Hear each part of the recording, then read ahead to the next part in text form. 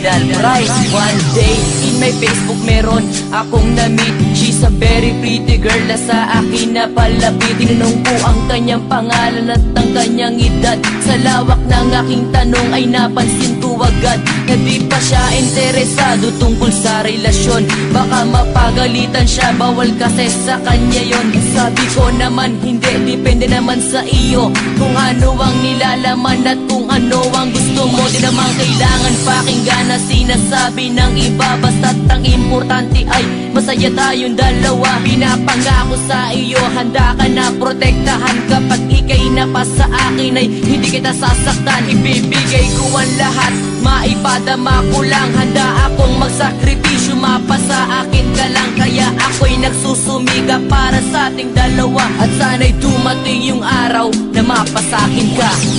Di ko makalain na mahulog sa'yo ang isang katulad ko.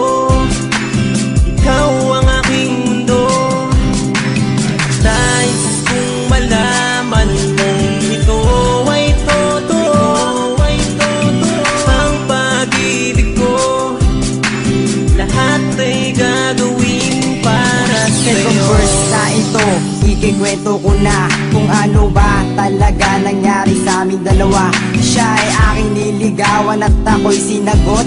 Kailanman pag-ibig niya sa'kin di niya pinagdamot. Kaya naman ako ngayon sa kanya nagpapasalamat, dahil aming relasyon hindi nagkaroon ng lamat, sapagkat kaming dalawa'y nagmamahalan at walang makakapigil na kahit sino pa man. At sana ikaw na nga ang sa akin tinadhana. Hiling ko lang naman sana'y sa akin wag magsawa. Wag na sanang mawawala, pangako sa isa't isa. Ikaw at ako ay magsasama hanggang sa ating pagtanda. Dahil hindi ko kakayanin mahal pag nangyari yun. Mga bagay na sa isip ko, wag sanang maging ganon.